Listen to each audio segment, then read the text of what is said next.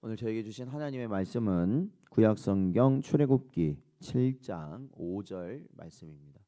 저희들 함께 봉독하겠습니다. 내가 내 손을 애굽 위에 펴서 이스라엘 자손을 그 땅에서 인도하여 낼 때에야 애굽 사람이 나를 여호와인 줄 알리라 하시매. 아멘. 기도하겠습니다. 하나님 아버지, 지난 주일도 저희들 복되게 하시어서 하나님께 온전히 예배하도록 인도하시고, 또한 지난밤도 하나님의 은혜의 손길 가운데 품으셨다가 오늘도 이렇게 저희들에게 복된 하루를 말씀과 기도로 시작할 수 있도록 인도하여 주신 것 감사드립니다. 언제나 저희들 주님의 은혜 없이 한순간도 살 수 없음을 고백하오니 오늘도 주의 말씀을 통하여 주의 은혜를 깨닫게 하시고 그 은혜로 말미암아 승리하는 복된 인생들 되게 하여 주옵소서. 간절히 바라옵고 예수님의 이름으로 기도하옵나이다. 아멘. 오늘은 세상의 완악함과 하나님의 영광이라는 제목으로 하나님 말씀 증거합니다. 저희가 지난 6장 말씀에서 살펴보았던 것처럼 모세는 하나님의 말씀을 붙잡고 확실한 증거를 받고 바로 앞에 섰지만 결국 바로 앞에서 처참하게 거절당하였고, 또한 그것이 바로에게서만 끝난 것이 아니라 자신의 동족 이스라엘 백성들에게까지 원망을 사게 되는, 어찌 보면 어떻게 할 수 없는 그러한 처지에 있었습니다. 그리고 더군다나 자기 자신마저도 이제는 자신이 없는, 낙담하게 된 그러한 상황에서 하나님께서는 오히려 그에게 이렇게 해야만 하는 이유를 설명해 주셨습니다. 그것은 하나님의 영광이, 하나님의 능력이 애굽 땅에 온전히 드러남으로 애굽 사람들이 하나님을 알게 되게 하기 위함이다라고 말씀하셨기 때문이죠. 그러니까 쉽게 이스라엘 백성이 나올 수 없다라는 거예요. 그건 하나님께서 이미 계획하고 섭리하신 바다라는 것을 말씀하셨습니다.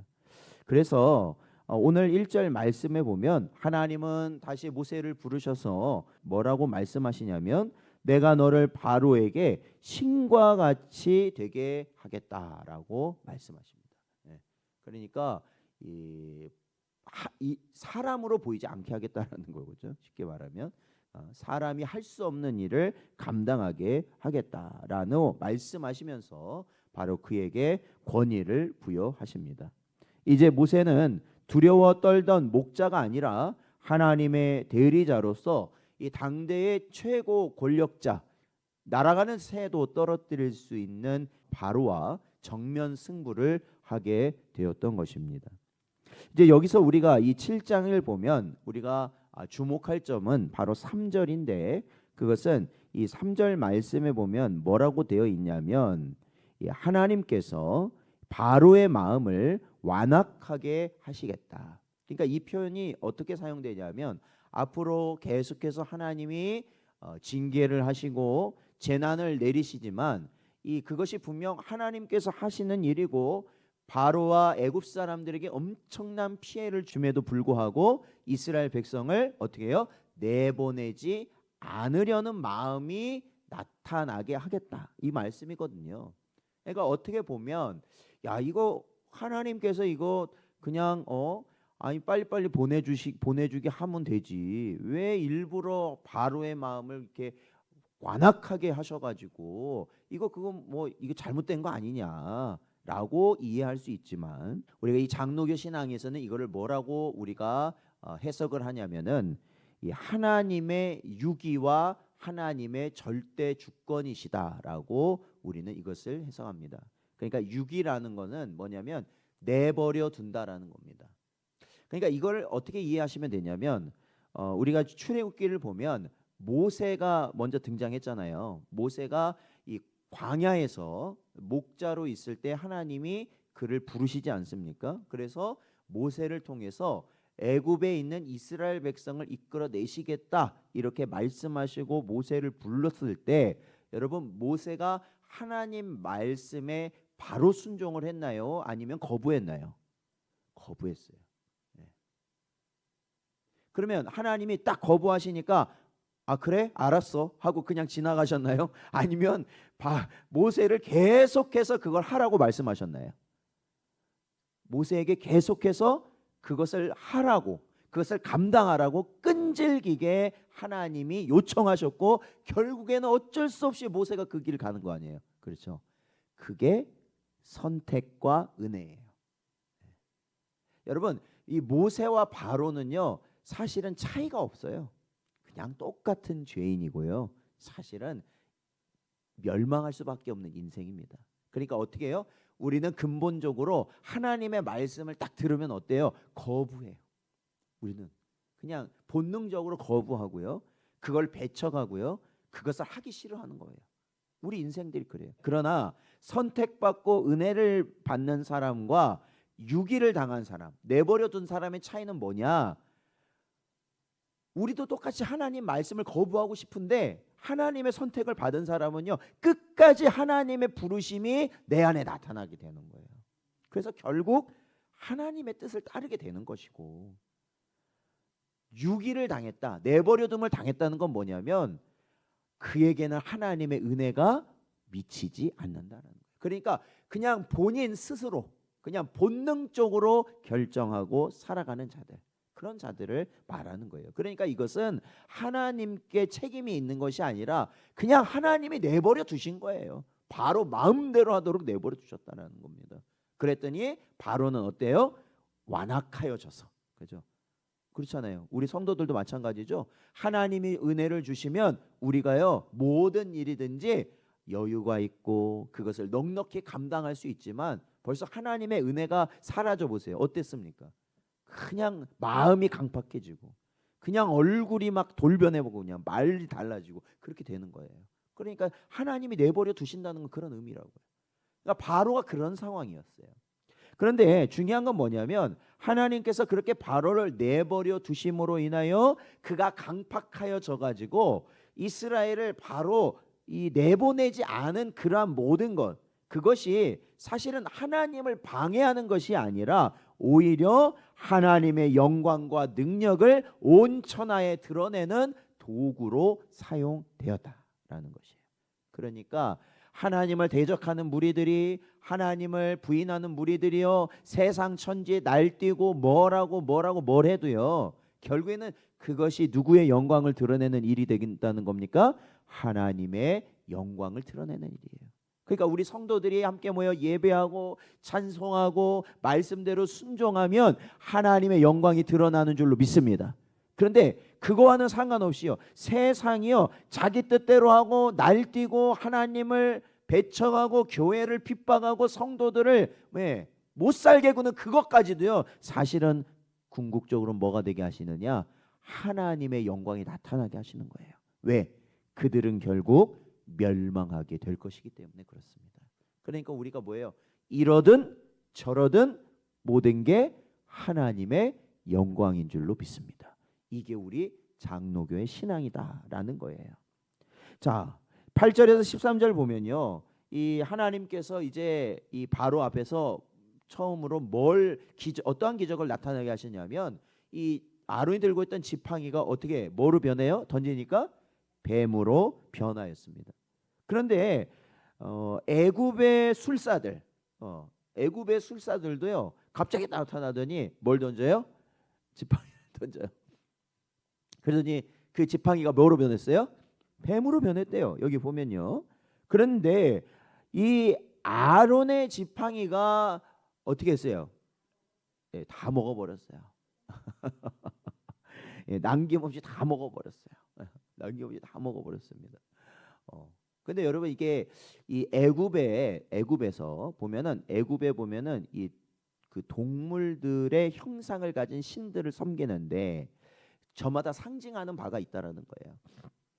그래서 이 뱀과 같은 경우에, 이 코브라 같은 경우에, 이 뱀과 같은 경우에는 뭘 상징하냐면 왕권을 상징하는 것이다. 그러니까 굉장히 중요한 동물이잖아요. 중요한 동물이죠.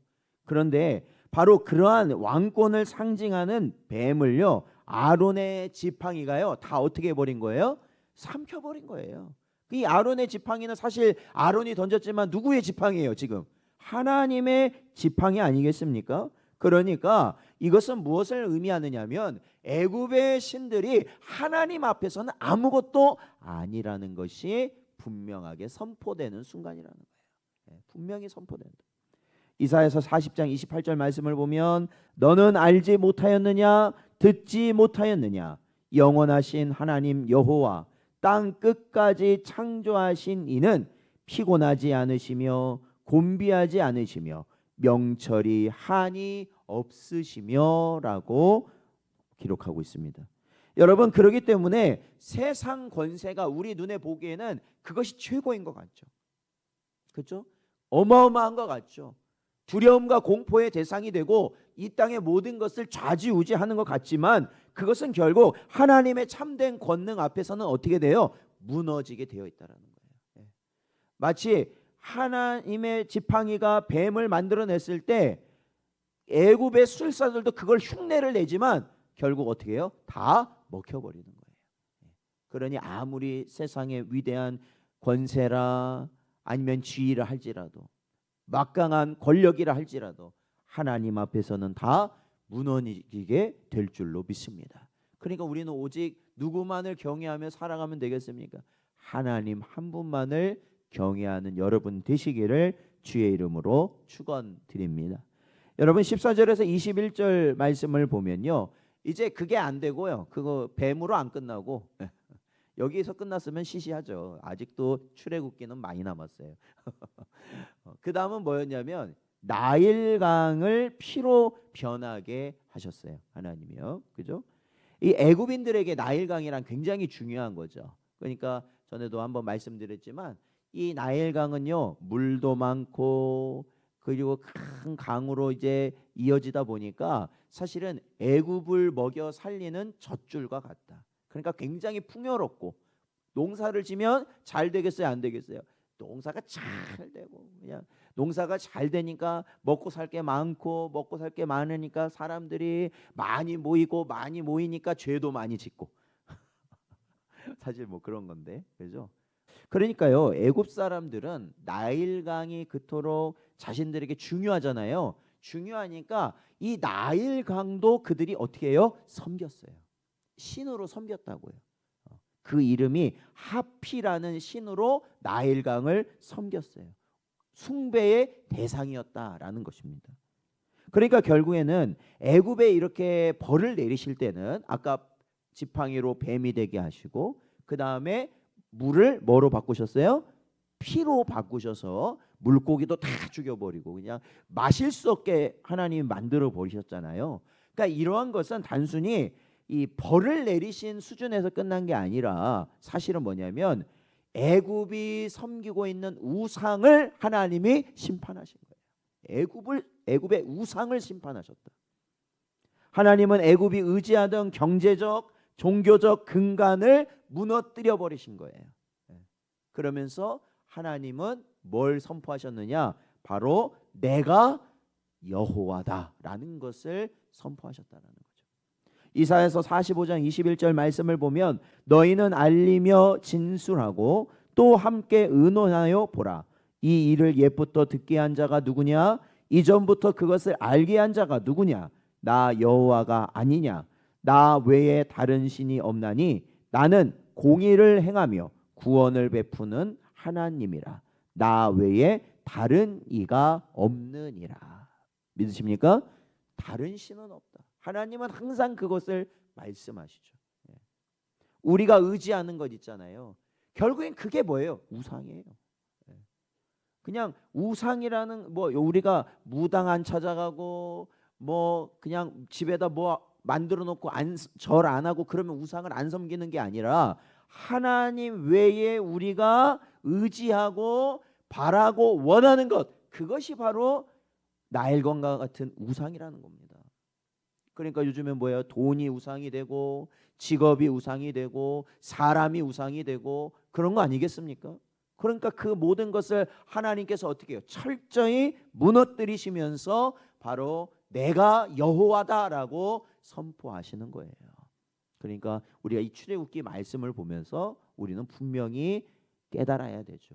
왜요? 하나님 외에 나에게 나일강과 같은 우상은 없느냐. 그것을 깨달으시고 그 우상을 예수 그리스도의 보혈로 무너뜨리는 여러분 되시기를 축원드립니다. 22절에서 25절 말씀을 보면요, 이 요술사들이 나와가지고 어떻게 해요? 이것도 흉내를 내요. 이것도 흉내를 냅니다. 그러니까 바로의 마음이 어떻게 됐어요? 완악하여져서 하나님 말씀을 들었을까요? 안 들었을까요? 당연히 안 듣죠. 여기서 들어버리면 또 출애굽기가 많이 남았어요. 아직 출애굽기 아직 많이 남았거든요. 재앙 후에 7일이나 지났지만 바로는 회개하지 않았다라고 오늘 7장은 기록하고 있습니다. 여러분, 그러기 때문에 하나님의 은혜가 없으면요, 아무리 놀라운 기적을 보고 체험해도요, 그는 하나님을 믿지 않습니다. 그러니까 우리가 딱 생각 들기로는, 그죠? 기적을 체험하면, 그러니까 죽을 병에서 살아나면 그 사람이 그걸로 인해서 하나님 믿을 것 같잖아요. 놀라운 기적을 경험했으니까. 아니에요. 안 됩니다. 그거 가지고. 원래 우리말에도 그게 있죠. 화장실 갈 때랑 나올 때랑 똑같다고요? 다르다고요? 그게 사람이에요. 그게. 그러니까 절대로 우리의 신앙이 기적이나 체험이나 우리 인간이 뭐예요? 놀라거나 바라거나 이런 것들이 됐다고 해서 절대 되는 게 아닙니다.